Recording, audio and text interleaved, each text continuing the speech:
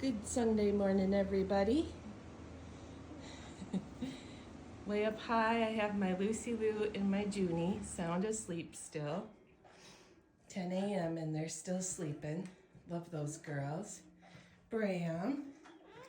Yeah, say good morning, Rufus. Gretchen, who's doing better, and I have an update on Gretchen. Kenny. Hi, Kenny. Yeah. I love you. You're just chilling? I don't see cats out there, but I know they're out there. I know that Pretty and OC are out there for sure. Hi, Kenny. Little Brimley Bear. Over here is our Tina and our Wendell. Hi, Tina. Hi, Tina. And let's look at Wendell. Hi, Wendell. Hi, buddy. Oh, look at that little pissy face. Can I try to pet you? He says, I'll give you a whop. No whops, just sniffs. Oh, there's our Momo. Hello, good morning. Hello, Momo, beautiful girl. Yes, so pretty. And then over here, I know I have my Dolly Wobbles and my Robbie Wobbles. They came over here playing. They're somewhere over here. At least last I saw, they ran this way. I don't know where they are right now. Where are you babies? I wonder if they're down here. Oh, there's Dolly. I don't know where Robbie is. But they've been running around and actually, Robbie might be in here. They've been running around and playing. Are you in there, Robbie? I don't think so. He must have gone right past me and I didn't see it. I don't think I have any kitties up here. I think they're all outside. Oh, yeah, I see Robbie.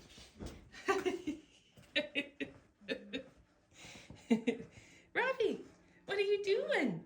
Yeah, you've been playing with Dolly all morning long. You two have been happy, in a good mood. Yeah. Okay, that's a good boy. All right, so a couple of updates. One with Gretchen. I came to a realization yesterday. I have a little bit of brain fog, so sometimes I misunderstand things. And then on top of it, Cedar Animal Hospital is a very large, wonderful, state-of-the-art hospital for cats.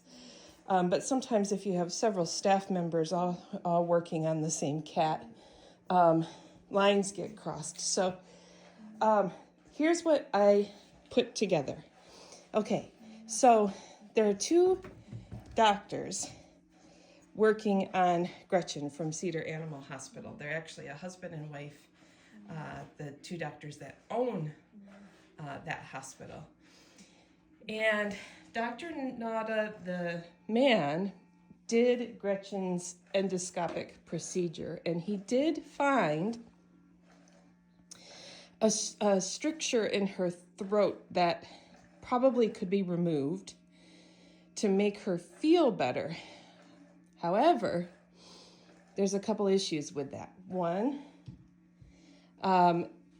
they're state-of-the-art, and even they don't have the capability to do the surgery. I would have to take her into Flint to have the surgery done, and I haven't priced it out, but I know it would be a lot of money, which we would totally be willing to do. But that comes to the next point from the other Dr. Nada, his wife, and it makes more sense now that I'm putting it all together, that her advice, and I do agree with her, is because Gretchen's panel came back with the Khaleesi virus, and she has the strand that sticks with the cat for life. There are different strands of it, but hers sticks with the cat for life.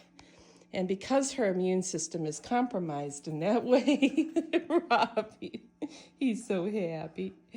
Because of that, her advice was more, why don't we try these other measures to see if they work for Gretchen. And maybe if they don't work, we would be looking more at a hospice type situation, because putting her through the super expensive surgery, number one, would she even be able to make it through that? And number two, the amount of money, it would just be pretty large. But more so with her compromised immune system, would she even be able to make it through that? There's Stevie in that little hidey hole. Bram, he was just rude to Brimley. Brimley, I'm sorry. Bram, that's gonna bring me to my next point about Jasper. But finishing up on Gretchen, it now makes more sense to me. And the really good news is that this medicine that I'm giving her for mytoplasma, it's working. And so my real hope, I got this little pill popper, which is wonderful, by the way. It makes a huge difference if you have to give pills. I try to crush it up and put it into her churu, and she's just not having it. She sniffs out the med and says, nope. So there's the med we're giving her. And I'll tell you, she's doing better. She has more energy.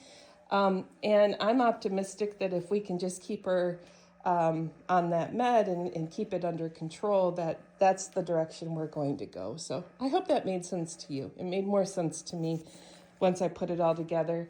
And I didn't mean to scare everybody saying hospice care, but she's not on her deathbed. I think I misunderstood at first too, so I was like, oh, I better prepare myself for this. But anyway, I hope that all makes sense. Now, actually, this is cute. I see a big old fuzzy black head, and that is itty bitty, and he hasn't been up there before. But he climbed up there, and he's kind of looking at the door like, hey, where's my breakfast this morning? Look at him. I'm going to try to, oh, hi. Hello. I see you. He's Poppy's dad. I see you. Yeah, he's fixed. Okay, so then let's talk about Bram and how Bram recently has been a little testy. And I know it's because of Jasper, because I didn't realize at first that they're not fixed. They're going to get fixed this week. Jasper has done some spraying in here, and Bram has been on edge. You know already that Jessie has a wonderful, I call it a hobby farm, because it's not like a barn with like a farmer that just chucks dry fruit on the ground. This is where he's going to be going. He's going to be spoiled and loved, and he's going to have a job keeping mice and rodents at bay, which he'll love. But he's going to a wonderful placement. And at this point, I'm leaning toward talking to the sweet lady that's going to take Jessie. And I am leaning towards Jasper going too. And the reason is this. Number one, I find them curled up together all the time. So they are buddies, and they went through something pretty traumatic together. So they're pals. Now, the reason that I wasn't going to put Jasper there is look how lovey-dovey he is and sweet. But the truth is, guys, that people just don't adopt adult cats like they would a kitten. Now, if somebody proves me wrong, and after watching this video, they contact me and say, oh dear, I want him so bad to be my kitty in my house, then by all means, please prove me wrong. But I've been doing this long enough to know that even if they're super cuddly and sweet, most of the cats that get adopted are kittens, and we are about to head into kitten season where we get absolutely overwhelmed with the amount of cats.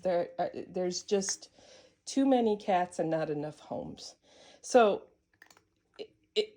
thinking it through, if I keep Jasper,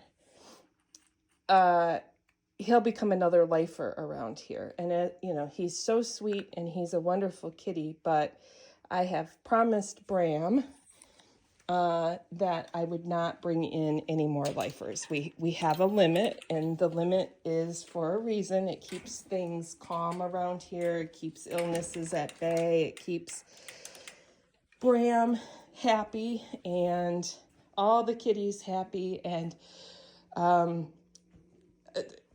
my ideal number is 15, and right now we're at 19.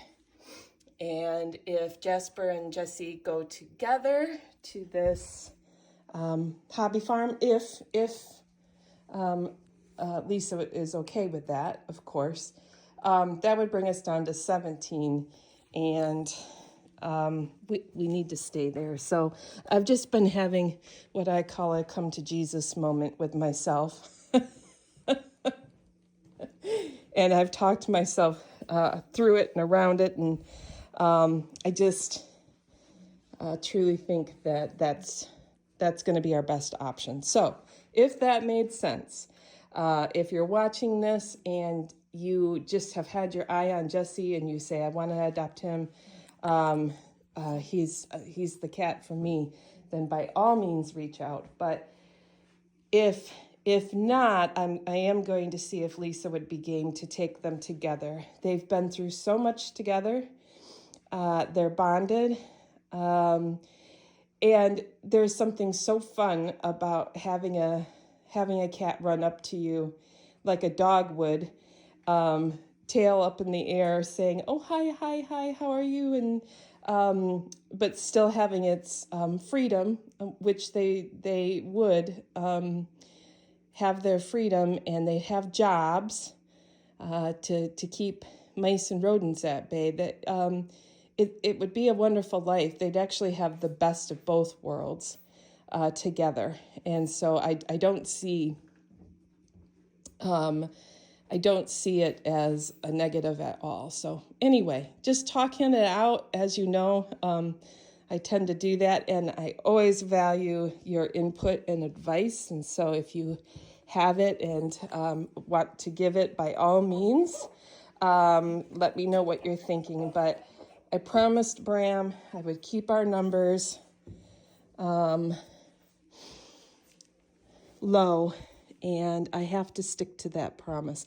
Plus the fact that I do have cats like Amelie and Itty Bitty that live outside that kind of take precedence, and at some point I might try to move in. So I have to keep space for them as well. So anyway, long rambling roll call this morning, but if you're still listening, I appreciate you, and I hope you have a wonderful Sunday. Take care.